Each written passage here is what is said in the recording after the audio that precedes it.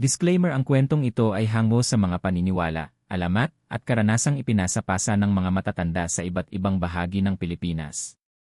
Bagamat sinasabing true story, layunin ng salaysay na ito ay maghatid ng kababalaghan, aral, at pagkilala sa mga sinaunang paniniwala ukol sa mga aswang at albularyo. Hindi layunin ng kwento na siraan ang anumang kultura, tao, o paniniwala. Ang lahat ng pangalan, lugar, at mga pangyayari ay maaari ding binago para sa proteksyon ng pagkakakilanlan ng mga sangkot. Pagkatapos ng mahigit isang dekadang pamamalagi sa Maynila, napilitan akong bumalik sa aming probinsya sa Capiz, isang lugar na kilala hindi lang sa katahimikan at sariwang hangin kundi pati sa mga kwento ng kababalaghan. Hindi ko na inasahan na babalik pa ako roon, pero isang tawag mula sa aking tiyahin ang naging dahilan. Ayon sa kanya, kailangan raw akong bumalik, may mga kakaibang nangyayari at baka raw kailangan ko ang proteksyon ng pamilya. Sa aking pagdating, agad kong naamoy ang amihan na tila may halong usok ng nilulutong kahoy at pinatuyong damo. Ang mga kabahayan ay gaya pa rin ng dati, mga kubong may makakapal na bubong, mga palikid na punong-puno ng halamang gamot, at mga hayop na malayang gumagala sa paligid. Sa terminal pa lang ng tricycle, sinalubong na ako ni Kuya Isagani, ang pinsan kong matagal ko nang hindi nakikita. Malaki na ang pinagbago niya. Noon, payat siya't mahinhin. Ngayon, tila ba mas malaki ang kanyang katawan, nangingitim ang balat sa araw, at may mata na parang may malalim na iniisip sa bawat saglit. Gani, sambit ko. Umiti siya ng kaunti pero hindi ito masaya.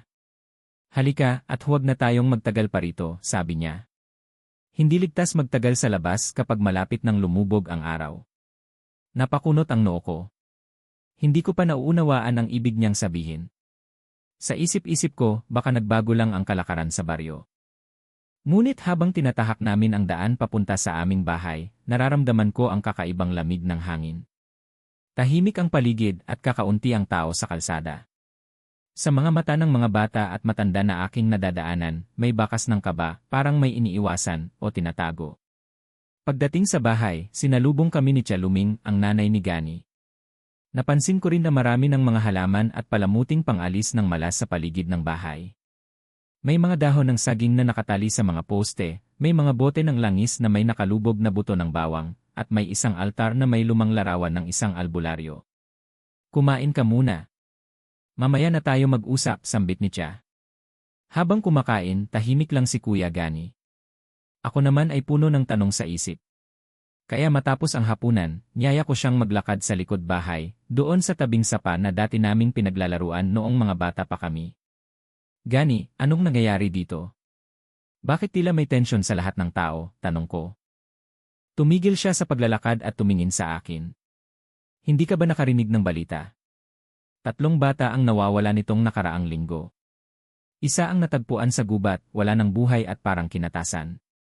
Ang isa naman, walang ulo. Ang pangatlo, hindi na nakita pa. Napamulagat ako. Aswang. Tumango siya, pero hindi agad nagsalita. Hindi ito basta-bastang aswang.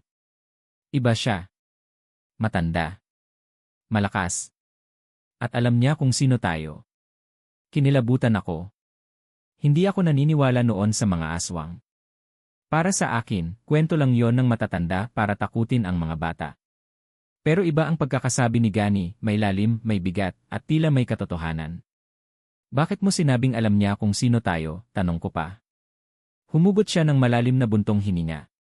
Kasi ako ang huling pinagkatiwalaan ng lolo natin, si Apo Kaloy.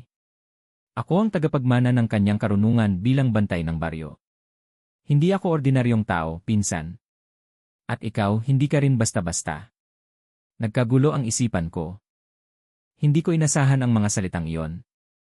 Ang alam ko lang, si Lolo Kaloy ay isang albularyo na magaling sa hilot at mga halamang gamot.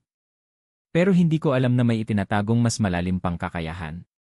Hindi mo pa ito maintindihan lahat ngayon. Pero habang nandito ka, manatili ka lang sa tabi ko. Kapag dumating ang gabi ng kabilugan ng buwan, magsisimula na ang tunay na laban, sabi ni Gani.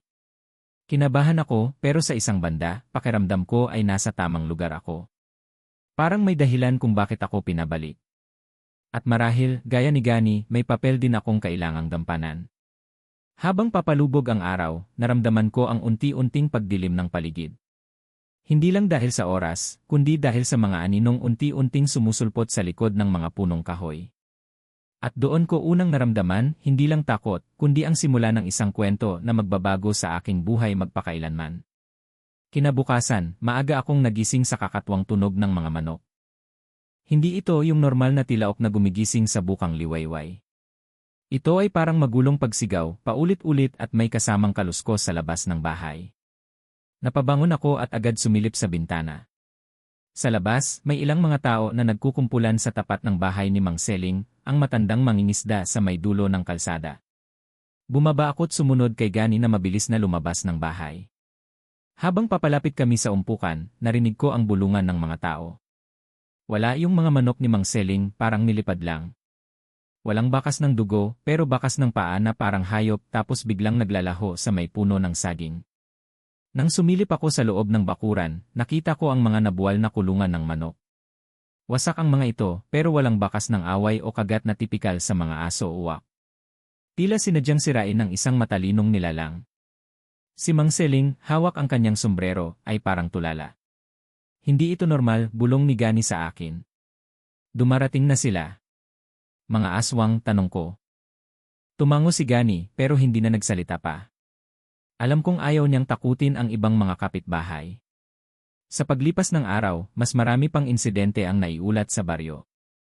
Sa bahay ni Aling Nena, may bakas ng duming hindi maipaliwanag sa bubong nila, madilim, malansa, at parang may kasamang balahibo ng paniki.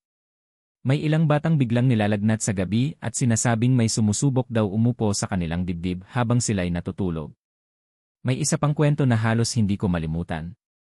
Si Anton, ang bunso ni Aling Cora, ay sumigaw sa gitna ng gabi at biglang nawalan ng malay. Ayon sa kanyang mga magulang, nagsalita raw ito ng salitang hindi maintindihan, tila lumang wika, paulit-ulit, na para bang may nakapasok sa katawan niya. Nang dalhin sa simbahan, hindi raw siya mapatigil sa pag-ikot ng kanyang ulo, at kailangan pa ng 3 tao upang mapigil siya. Si Gani ang tumulong. Dinala niya ang kanyang itim na langis at mutyang kulay berde, sa kanilagyan ng abo mula sa sinunog na dahon ng nyog ang noo ni Anton. Ilang minuto lang, biglang natahimik ang bata, at tila normal na ulit. Ngunit bago ito ganap na mahimasmasan, bumulong si Anton ng isang bagay sa tenga ni Gani, isang bagay na hindi ko narinig, pero kitang-kita ko sa mukha ni Gani ang pagbigat ng kanyang pakiramdam. Lumalapit na siya, sabi ni Gani sa akin pagkatapos. At alam niyang nandito ka na rin. Hindi ko alam kung anong koneksyon ko sa mga pangyayari. Pero gabi-gabi simula noon, palala ng palala ang mga pangyayari. May mga hayop na natatagpo ang nakabitin sa puno, walang dugo. May mga ilaw na bigla na lang nawawala tuwing 12:00 ng gabi. At ang pinakakakaiba, isang matandang babae na hindi taga roon ang laging nakikita sa may sapa, nakatingin lang at hindi umiimik. Kapag sinita ng tanod, bigla na lang itong naglalaho. Hindi siya basta matanda, paliwanag ni Gani. Bantay siya ng mga aswang. Isa siyang taga-subaybay. At hindi siya tao. Nagsimulang matakot ang mga tao sa baryo.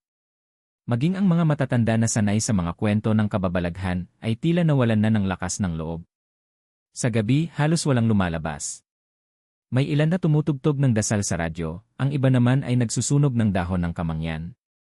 Isang gabi, habang nasa itaas kami ng bahay, pinatay ni Gani ang ilaw at pinasilip ako sa labas ng bintana. Tumingin ka sa may punso, bulong niya. Sa gitna ng dilim, may nakita akong aninong gumagalaw, isang matangkad na nilalang, payat, at tila kumikilos na parang hindi tao. Lumapit ito sa punso at biglang yumuko. Akala ko'y magdadasal ito, pero nang muling tumayo, may hawak na parang maliliit na buto. Maya-maya, tuminala ito sa langit at tumili ng napakalakas. Napaurong ako sa sobrang takot. Nanginginig ang tuhod ko. Pero si Gani kalmado pa rin. Hindi ka pa handa. Pero kailangan mong makita ang mga ito. Para maintindihan mo na totoo sila. At para malaman mong may dahilan kung bakit ka pinabalik dito, sabi niya. Lumipas ang gabi, at kinabukasan, nalaman naming si Tandang Loreta, ang albularyang matagal nang nananahimik, ay natagpo ang wala ng buhay sa kanyang kubo. Wala siyang sugat, pero nakanganga ang kanyang bibig na tila sumisigaw. Ayon sa kapitbahay, may narinig daw siyang ungol sa bubungan bago tumahimik ang gabi. Hindi ko na alam kung hanggang kailan tatagal ang baryo namin. Hindi ko rin alam kung hanggang kailan kami ligtas. Pero sa kabila ng takot, naramdaman kong may misyon si Gani. At marahil, may bahagi rin ako sa misyon niyang yon dahil ang mga aswang ay hindi lang multo ng nakaraan. Buhay sila. At nasa paligid lang. Matapos ang sunod-sunod na kababalaghan sa baryo, napilitan na akong tanungin si Kuya Gani sa tuwiran. Hindi ko na kayang kimkimin ang takot at pagkagulat sa mga bagay na nasasaksihan ko. Isang gabi, habang abala siya sa paggawa ng mga anting-anting sa silong ng bahay, lumapit ako at diretsahang nagtanong. Gani, sino ka ba talaga? Bakit parang alam mo ang lahat ng ginagawa ng mga aswang? At bakit pakiramdam ko may kinalaman din ako rito? Huminto siya sa kanyang ginagawa. Hininto niya ang pagguhit sa dahon ng saging gamit ang itim na uling. Tumingin siya sa akin ng diretsyo, sa kamarahang tumango. Para bang matagal na niyang hinihintay ang sandaling ito. Dahil hindi lang ako basta tao. Isa akong tagapagmana ng bantay karunungan ng ating angkan. At ikaw, kahit hindi mo pa alam, may dugong dumadaloy rin sa iyo na konektado sa tungkuling ito. Nanahimik ako. Hindi ko agad naintindihan. Ganoon ba talaga? May karugtong ba kami sa mga sinaunang albularyo at mangkukulam? Ang lolo natin, si Apo Kaloy, hindi lang basta albularyo. Isa siya sa mga huling tagapuksa sa aming angkan. Sa bawat henerasyon, isa ang pinipili ng mga ninuno upang maging tagapangalaga ng kaalaman sa pakikipaglaban sa mga nilalang ng dilim. Ako ang napili sa linya ng ama ko. Pero ayon sa matatanda, may isa pang katuwang na darating sa tamang panahon at ikaw yon, paliwanag niya. Nagulantang ako. Ako? Isang simpleng lalaking galing Maynila. Wala akong alam sa ganitong mundo. Hindi ako marunong mag-orasyon, wala akong kaalaman sa mga halamang gamot, at lalong wala akong tapang na makipaglaban sa mga aswang. Pero bakit ako, tanong ko, halos paos ang tinig. Dahil dala mo ang tatak ng ikalawang sanga mula sa nanay mo. Si Nanay Aning, na hindi mo na inabutan, ay isa ring tagapag-ingat ng mga kasulatan at mutya ng kalikasan. Kaya nang ipanganak ka, minarkahan ka ng mga anito. At kahit wala kang kamalay-malay, alam ng mga nilalang na di natin nakikita kung sino ang may kakayahang pumigil sa kanila. Lumabas siya ng silong, saka pinakita sa akin ang isang antigong kahon. Nasa loob nito ang mga bagay na hindi ko pa kailanman nakita sa totoong buhay, isang itim na mutya na lumiliwanag kapag nilalapit sa apoy, isang pulang tela na may sulat-sulat na parang baybayin, ngunit may halo ng hindi ko maintindihang simbolo, at isang patalim na tila yari sa buto o ngipin ng hayop. Ito ang mga iniwan ni Lolo Kaloy. Sa kanyang huling sulat, sinabi niyang pagbalik mo, simulan ko na ang pagsasanay mo. Nanginginig ang kamay ko nang hawakan ko ang mutya. Hindi ito basta bato, ramdam kong may init ito, parang may pulso. Para itong may buhay. Paano tayo lalaban sa mga aswang? Gani, hindi ito larong pambata. Hindi na. Pero hindi rin ito bago. Ang ating angkan ay lumaban na noon sa pinuno ng sangkawan ng itim na buwan, isang samahan ng mga nilalang na itinatag upang iangkin ang mga baryo, palitan ang katahimikan ng gabi ng takot. At ngayon, muli silang bumabalik. Ang mga bata na kinukuha nila ay hindi basta pagkain, ginagamit nila ang mga ito sa ritual para makapanghawa pa ng iba. Lalong lumalim ang kabigatan sa dibdib ko. Naalala ko si Anton, yung batang nagsalita ng kakaiba. Lalo akong naniwala sa sinabi ni Gani. Hindi ka nag-iisa, dagdag niya. May mga tulad nating bantay sa iba't ibang probinsya, pero ang baryo natin ang isa sa mga huling linya ng depensa. Kapag nabagsak ito, mas madali na nilang lusubin ang mas malalaking lugar. Kaya ngayon pa lang, kailangang bumalik ang sinaunang karunungan. Kinagabihan, sinimulan ang aking pagsasanay.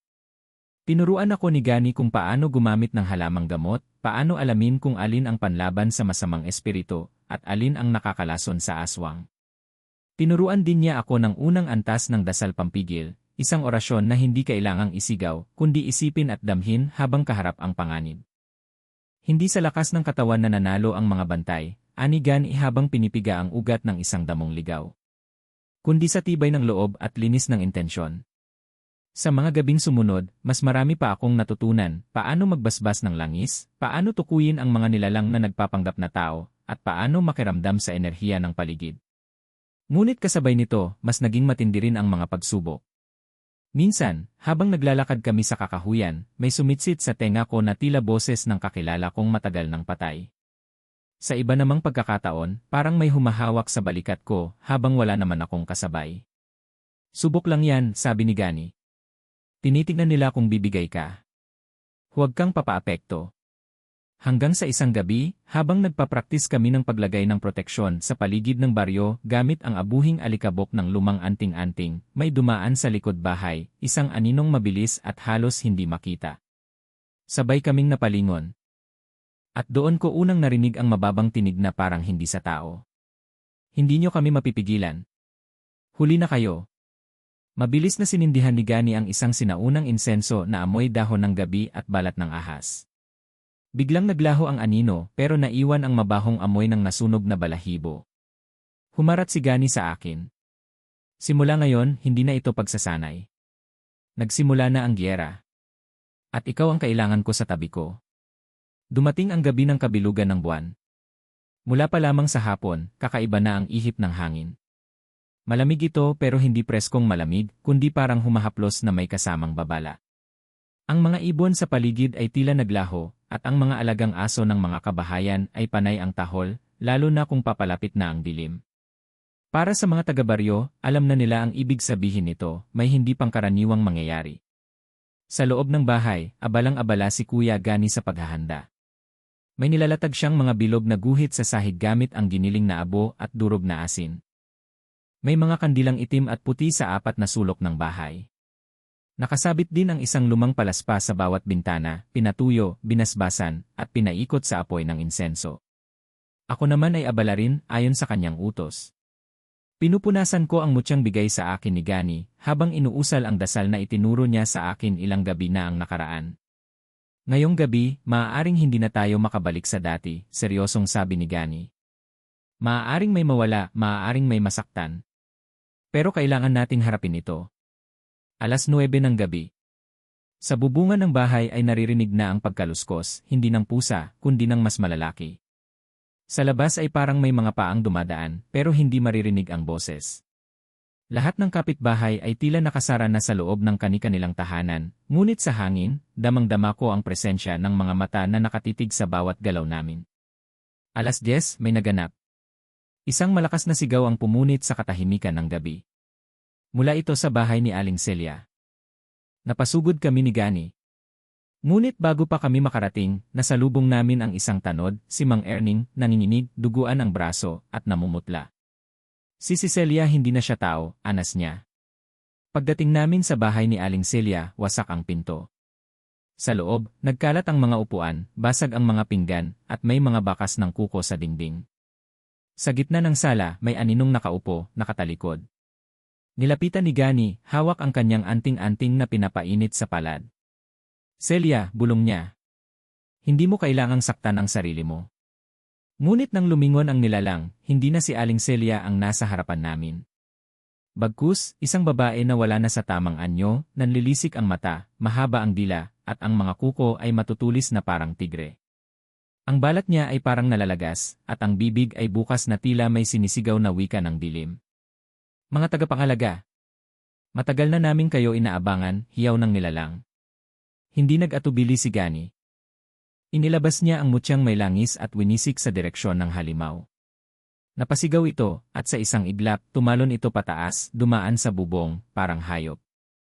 Habang nasa gabi at kabilugan ng buwan, mas malakas sila, sabi ni Gani habang humugot ng isang palasong gawa sa pulang kahoy. Pero mas madaling makita ang tunay nilang anyo. Pumunta kami sa gitna ng baryo. Sa bawat bahay na madadaanan namin, may mga senyales ng kabuluhan, pinto na bumukas mag-isa, hayop na nagwawala, at mga tao na tila inaapoy sa lagnat. Ang simbahan ay nagsimula ng tumunog ng kampana, hindi para sa misa kundi bilang hudyat ng panganib. Sa ilalim ng punong balete sa gilid ng baryo, nandoon ang isang grupo ng nilalang. Hindi ko sila agad nakilala. Parang tao, nakadamit pangkaraniwan, nakatayo, nakapikit. Pero sabi ni Gani, tingnan mo ang paa nila. Lumingon ako. Lahat sila walang anino. At ang kanilang mga paa nakabaliktad. Sila ang bantay ng dilim. Sila ang mga tagapagbukas ng pinto para sa pinuno nila. Kapag nakatuntong na sila sa lupa sa gabi ng kabilugan, doon magsisimula ang pagsalakay. Nilabas ni Gani ang isa pang mutya, kulay itim na parang bato. Itinaas niya ito at binigkas ang orasyong tinuro sa akin, sa ngalan ng liwanag, sa basbas ng mga ninuno, humayo ang dilim, bumalik sa kailaliman. Nang marinig ito ng mga nilalang, nagsigawan sila. Ang ilan ay biglang nagpalit ng anyo, naging hayop na parang malaking paniki, ang iba ay humaba ang leeg, ang ilan naman ay naglaho sa hangin. Ngunit ang isa sa kanila ay hindi natinag. Tumayo ito at humarap sa amin. Matagal ko na kayong pinapanood, sambit nito. Ang lahi niyo ay dapat matagal nang nawala. Sa isang iglap, tumalon siya papunta kay Gani. Pero parang hinampas siya ng malakas na pader ng liwanag mula sa mutya. Napaatras ang nilalang at sumigaw, halos mabingi kami. Nang makabawi si Gani, inabot niya sa akin ang pulang palasong may langis.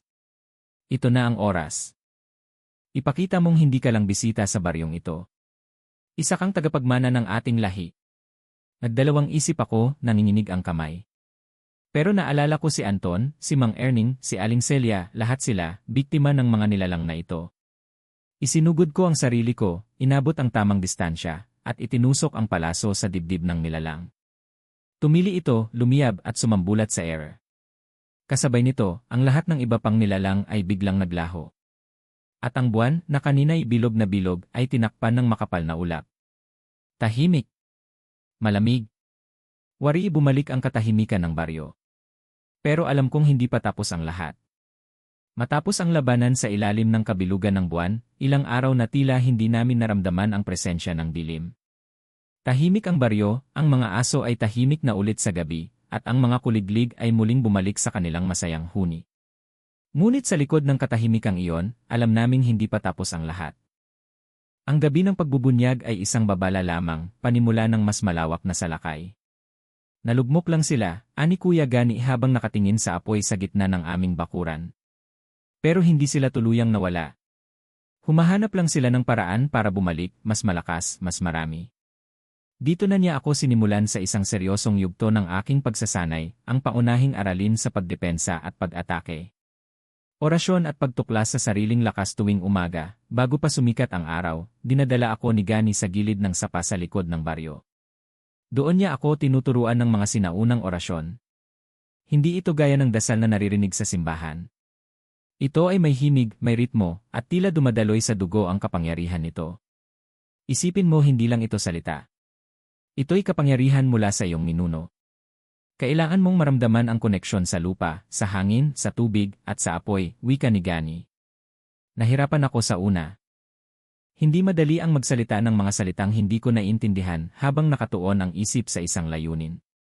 Pero sa bawat araw ng pagsasanay, napapansin kong may kakaibang pakiramdam, parang kaya kong maramdaman ang paggalaw ng mga anino, ang lamig ng paligid, at ang presensya ng mga hindi nakikita. Mga halamang gamot at proteksyon sunod na itinuro ni Gani ay ang wastong paggamit ng mga halamang gamot. Hindi ito basta tinuturo sa kung sino-sino, dahil may mga halamang kapag mali ang timpla ay maaaring magbalik ng masamang epekto. Ang tuba-tuba, pag pinaghalo sa langis ng nyog, ay mabisang pangontra sa balat ng aswang, paliwanag niya habang pinipiga ito gamit ang tela. Ang talampunay, masama kung isisinghot, pero kapag hinaluan ng abokadong balat, nagiging sangkap sa ritual na pampaalis ng masamang espiritu.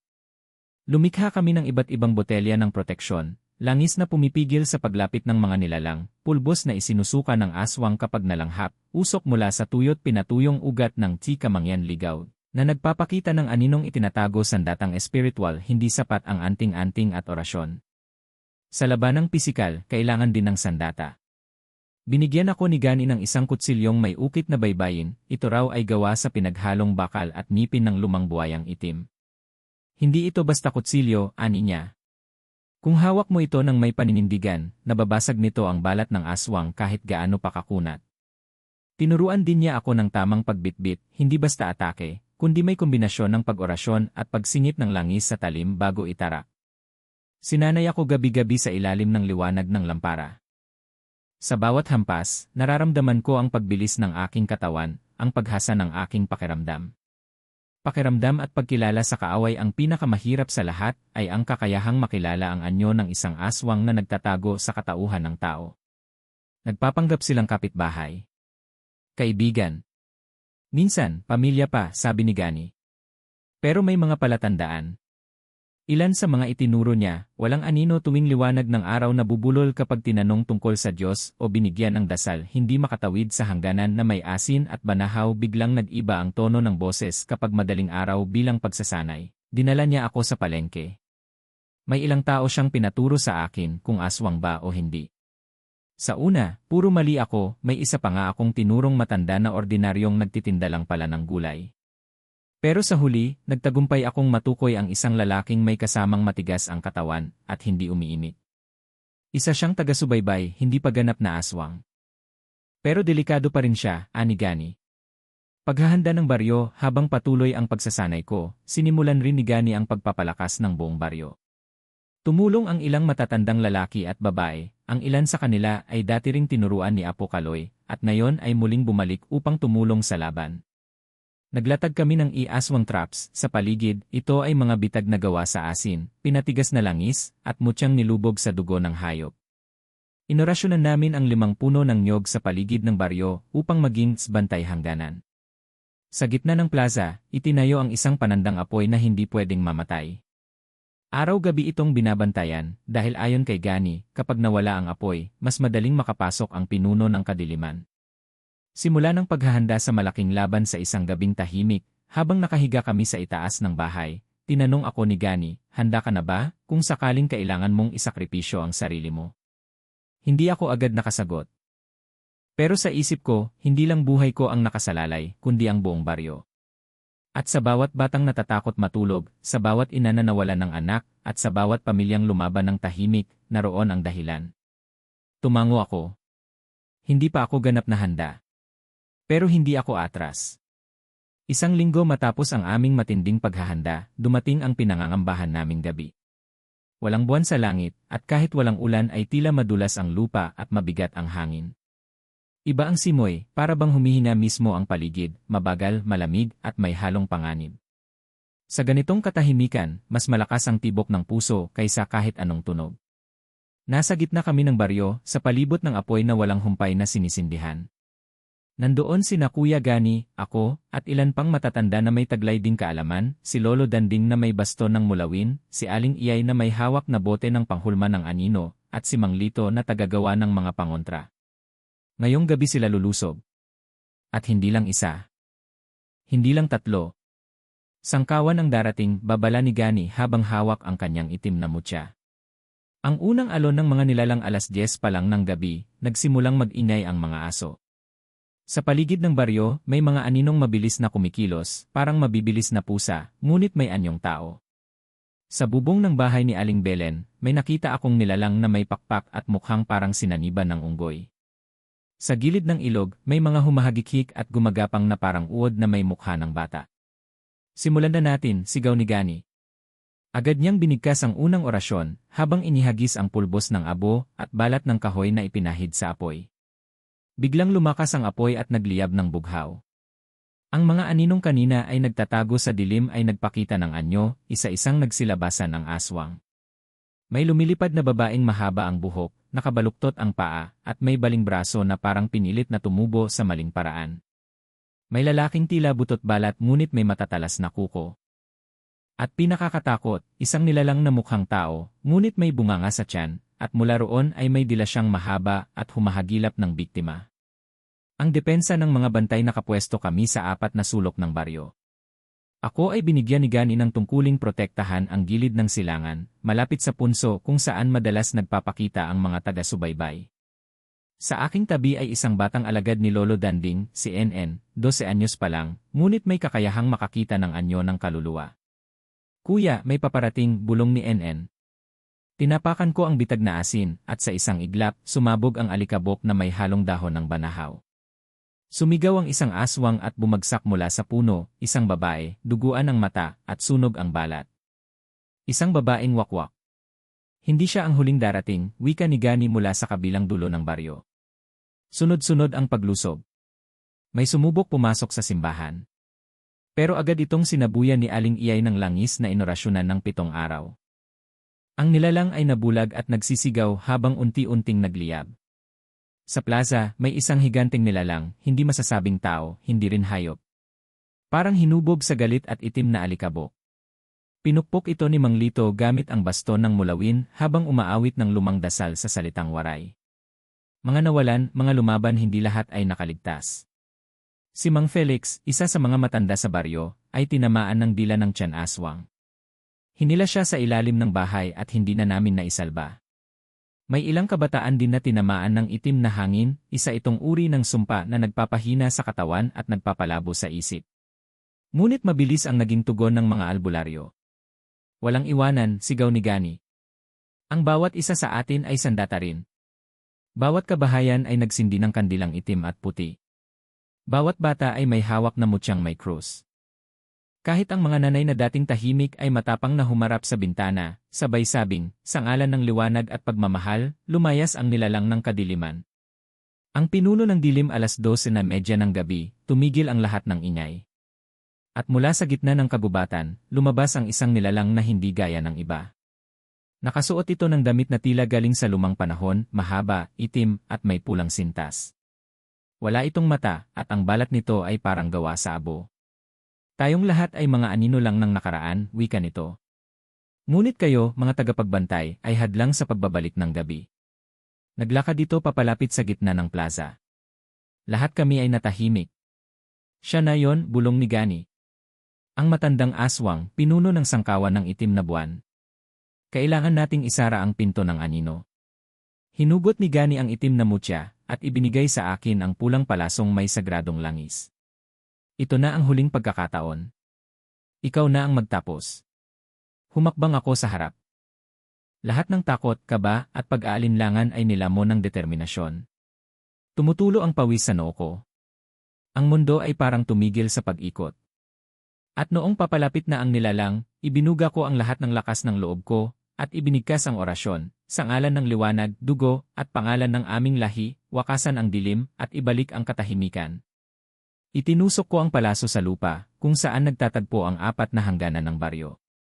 At mula roon, sumambulat ang liwanag. Ang mga aswang ay nagsisigaw, ang matandang pinuno ay tila sinasabuyan ng apoy, at sa isang iglap, lumakas ang ihip ng hangin. Ang apoy sa plaza ay umangat sa ere, isang buhawi ng liwanag. Tapos na ba ang laban? Sa madaling araw, nang lumiwanag na ang paligid, wala nang bakas ng mga aswang. Ang baryo ay muli na namang tahimik. Ngunit hindi ito katahimikan ng takot, kundi ng pagtatapos. Ang mga sugatan ay ginagamot, ang mga nawala ay binigyan ng dasal, at ang natira ay nagkaisa. Tahimik akong tumabi kay Gani. Hawak pa rin niya ang mutya, pero nakapikit na siya, pagod na pagod. Natapos na ang isang yugto, bulong niya. Pero hindi pa ito ang wakas. Ilang araw matapos ang matinding labanan, tila unti-unting bumabalik sa normal ang takbo ng baryo. Ang mga nawasak na bahay ay inaayos na, ang mga sugatang katawan ay pinapahinga, at ang mga sugatang damdamin ay pilit inaaliw ng dasal at salo-salo. Ngunit sa kabila ng katahimikan, may aninong bumabalot pa rin sa paligid. Hindi pa tapos ang lahat. May isa pa tayong kailangang gawin, seryosong sabi ni Kuya Gani habang hawak ang mutya ng abo. Hindi sapat ang pagpuksa sa mga aswang na dumaan.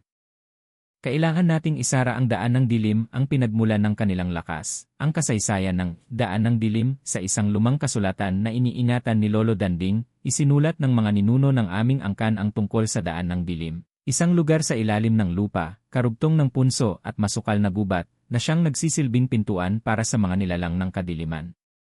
Kapag ito ay bukas, hindi lamang mga aswang, kundi iba pang nilalang mula sa kabilang mundo ang pwedeng makapasok sa mundo ng mga buhay.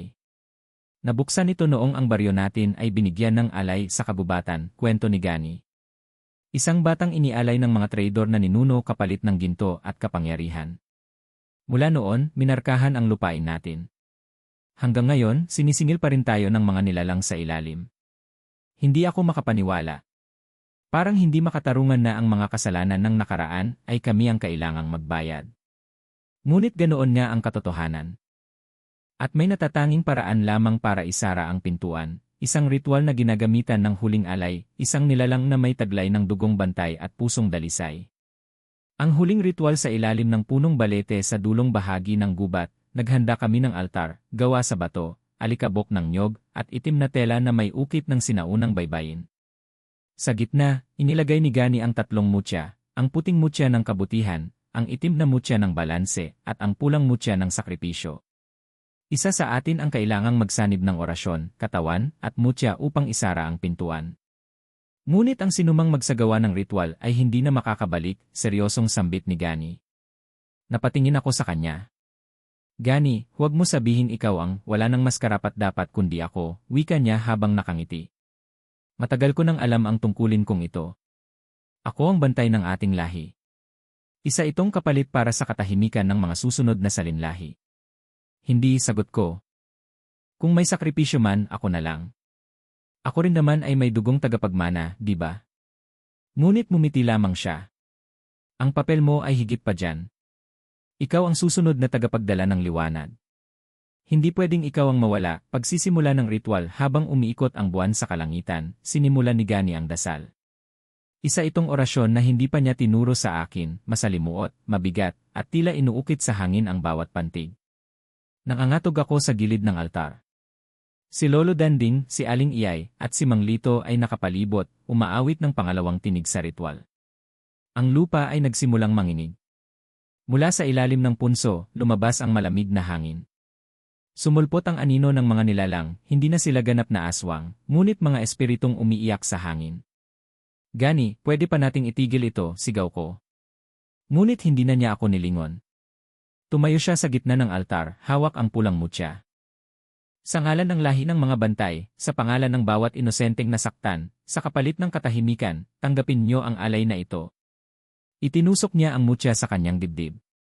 Mula roon, biglang sumabog ang liwanag, puti, pula, asul, at sa isang iglap, ang lupa ay parang nalunod sa apoy. Sumigaw ako, tumakbo papunta sa altar, ngunit isang pader ng hangin ang humarang sa akin. Gani. Sumambulat ang liwanag, at sa gitna ng liwanag, nakita ko siyang nakangiti. Walang sakit sa kanyang mukha, kundi kapayapaan. Dahan-dahan siyang naglaho, kasabay ng pagtakip ng pinto sa ilalim ng punso. Pagkatapos ng sakripisyo umaga na nang ako'y magising sa tabi ng altar. Wala na ang mutya, wala na rin ang punso. Ang lupa ay parang bago, parang walang nangyaring laban. Ngunit sa aking puso, alam kong marami ang nawala. Si Gani, ang aking pinsan, ang aking gabay, aking bantay, aking kapatid sa layunin ay wala na. Sa simbahan, nagsagawa kami ng misa. Ang buong baryo ay dumalo. Tahimik ang lahat, ngunit sa loob ng katahimikan, naroon ang respeto, pasasalamat, at panata. Ang pamana ilang linggo pagkatapos ng ritual, binuksan ko ang lumang bowl sa silong ng bahay. Doon ko nakita ang isang sulat na may pangalan ko, para kay Adrian, kung binabasa mo ito, tapos na ang misyon ko. Ngunit ang iyo ay nagsisimula pa lamang. Ituro mo sa iba ang liwanag. Protektahan mo ang mahihina. Gamitin mo ang karunungan hindi sa pagyayabang, kundi sa pag-aruga. Dahil ang tunay na tagapagbantay ay hindi yung may matalas na sandata, kundi yung may pusong hindi natatakot magmahal, kahit ang kapalit ay sariling buhay. Hanggang sa muli, Gani, napaluhod ako.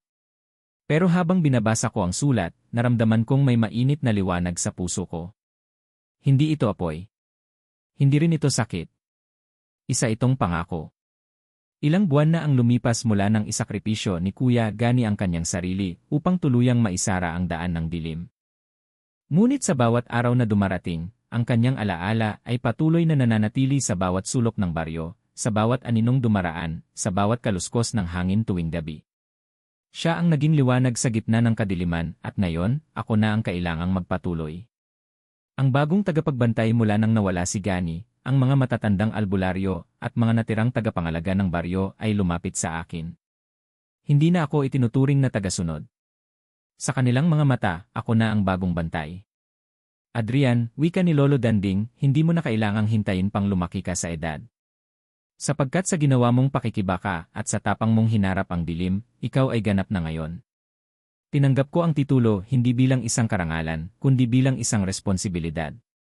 Unti-unti kong binuksan ang bowl ng kaalaman ni Gani, mga sinaunang sulat, lumang mutya, pinagtagpi-tagping anting-anting, mga tala ng ritual, at mga pangalan ng mga naunang tagapangalaga. Gamit ang mga ito, sinimulan ko ang pagtatayo ng bagong bahay ng liwanag, isang silid sa gitna ng baryo na siyang magiging tahanan ng mga susunod na tagapagsanay. Dito ko sinimulan ang paghubog sa mga kabataan, sina NN, Mara, Naldo, at ilang iba pa na may kakayahang makaramdam ng enerhiya ng paligid. Pagbabahagi ng kaalaman hindi na lihim ang tungkol sa mga aswang. Sa tulong ng mga karanasan ng baryo, inilapit namin ang kaalaman sa mga tao, hindi para sila'y matakot, kundi para sila'y maging handa. Tinuruan ko ang kabataan ng mga simpleng orasyon, paggamit ng halamang gamot, at paggalang sa mga espiritu ng kalikasan. Ginamit ko rin ang teknolohiya.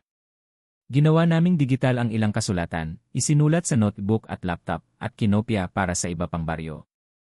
Nakausap ko rin ang ilang mga taga-ibang bayan na may kahalintulad na karanasan, at kami nagtulungan para gumawa ng isang network ng mga tagapangalaga, mga albularyo, babaylan, tagapuksa, at bantay mula Luzon, Visayas, at Mindanao. Pagkakaisa sa baryo ang dating tahimik at takot na komunidad ay naging isang baryong mulat, matapang, at buo. Bawat pamilya ay may iniingatang pangontra. Bawat kanto ay may palatandaan ng proteksyon. Maging ang simbahan at eskwelahan ay binasbasan na ng mga dasal mula sa lumang anyo ng pananampalataya. Ang mga bata, dati natatakot lumabas pagdilim, ngayon ay natututo ng magbantay sa gabi. Ang mga matatanda naman ay muling naging aktibo, hindi na lang para magdasal kundi para magturo ng lumang karunungan. At higit sa lahat, nawala ang takot.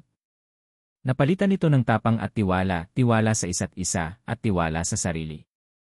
Mga natitirang lihim ngunit sa kabila ng lahat, may mga bagay pa ring hindi malinaw. Sa ilang pagkakataon, may mga panaginip akong nararanasan, si Gani, nasa gitna ng kagubatan, tila may gustong iparating. Minsan ay may naririnig akong bulong sa gabi na hindi sa aswang, kundi sa isang nilalang na tila mas matanda pa sa kasaysayan ng ating lahi. May isa rin akong natagpuang kasulatan sa ilalim ng bowl ni Gani. Isa itong itim na papel, halos mabura na ang sulat, ngunit nakasulat sa sinaunang baybayin, kapag ang ikatlong buwan ng kadiliman ay muling sumilay, ang anino sa ilalim ng ilog ay muling magigising. Hindi ko pa ito lubos na uunawaan, ngunit pinanatili ko ito. Baka sa tamang panahon ay magkaroon ito ng kahulugan. Isang panibagong landas dumating ang araw ng anibersaryo ng sakripisyo ni Gani. Sa gitna ng plaza, nagtipon kami ng buong baryo. Isang simpleng seremonya lamang, may dasal, alay ng bulaklak, at pagbasa ng sulat ni Gani. Ipinakita ko sa lahat ang mutyang iniwan niya, ngayon ay isinabit sa gitna ng bahay ng liwanag, bilang tanda ng kanyang pamana. Bago matapos ang gabi, tumingin ako sa langit. Tahimik ang mga bituin. Wari na kamasid. At sa puso ko, naramdaman kong kahit wala na si Kuya Gani sa pisikal na mundo, nananatili pa rin siyang gabay, sa liwanag, sa dasal, at sa bawat kilos ko. Ang aking panata ngayong ako na ang tagapangalaga, dala ko ang panatang hindi kailanman mapuputol, babantayan ko ang katahimikan ng baryo. Ituturo ko ang liwanag sa mga susunod. At kung darating ang panibagong dilim, hindi ako atras. Dahil hindi lang ito tungkol sa pagprotekta sa sarili, ito ay tungkol sa pag-aalay ng buhay para sa kabutihan ng lahat. At sa tuwing maririnig ko ang salitang iaswang, hindi ko na ito titignan bilang halimaw ng takot. Titignan ko ito bilang hamon. Bilang paalala. Bilang pagkakataon upang muling manindigan at muling magliwanag sa gitna ng dilim. 41.